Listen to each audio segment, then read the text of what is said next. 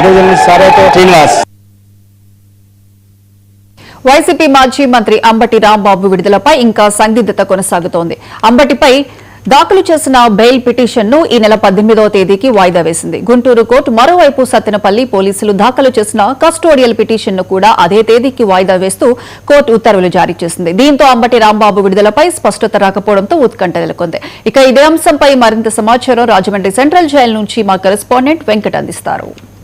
మాజీ మంత్రి అంబటి రాంబాబు విడుదలపై ఇంకా పూర్తిగా సందిగ్ధత అయితే వేయలేదు.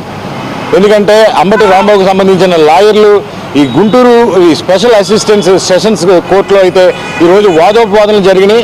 ఈ వాదనల తర్వాత ఏదైతే అంబటి రాంబాబు ఈ బెయిల్ పిటిషన్ని దాఖలు చేశారో ఈ బెయిల్ పిటిషన్ సంబంధించి ఈ నెల 18వ తారీఖు అయితే వాయిదా వేశారు.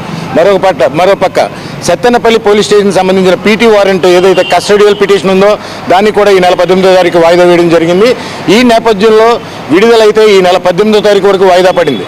అయితే మరొక పక్క చూసుకుంటే కనుక హైకోర్టులో ఇప్పటికే పెండింగ్లో ఉన్న మరొక కేసు ఉంది. ఈ కేసుపై కూడా ఉన్నత న్యాయస్థానం అయితే రేపు పటిష్టమైన ఈ ఆదేశాలను జారీ చేసే పరిస్థితులు కనబడుతున్నాయి.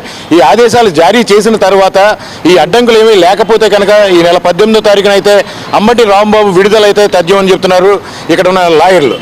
అయితే ఇప్పటి వరకు ఈ సీఎం చంద్రబాబు నాయుడు మీద చేసిన అనుచిత వ్యాఖ్యలకు సంబంధించి 36 కేసుల మీద ఇప్పటికే బెయిల్ మంజూరైన సంగతి తెలిసిందే. మరొక పక్క చూస్తే ఏదైతే పట్టాభిపురం స్టేషన్లో ఇక్కడ నుంచి పీటీ వారెంట్ మీద తరలించారు దాని మీద కూడా బెయిల్ మంజూరైంది. ఇప్పుడు కొత్తగా చూస్తే కనుక ఈ 36 కేసులు తప్పించి మరొక 16 కేసులు పాత కేసులు ఉన్నాయి. ఈ కేసులకు సంబంధించి ఈ రెండవ కేసుగా సత్తెనపల్లి కేసుని చూసుకుంది బెయిల్ మంజూరయ్యే అవకాశాలు ఉన్నాయి. ఇదంతా కూడా ఈ నెల 18వ తారీఖు జరుగుతుందని చెప్తున్నారు. ఈ 18వ తారీఖున బెయిల్ మంజూరైన నేపథ్యంలో మాకు ఏ విధమైన ఆటంకాలు లేవు, విడుదల తథ్యం అని చెప్తున్నారు లాయర్లు. అయితే మిగిలిన కేసులు ఏమైనాయి అనే సందిగ్ధత ఉంది.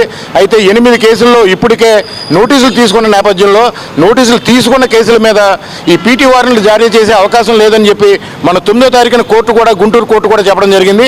ఈ నేపథ్యంలో ఇంకేమీ ఆటంకాలు లేవని ఏదైతే అంబటి రాంబాబు లాయర్లు ఉన్నారో వీళ్ళందరూ అనుకుంటున్నారు.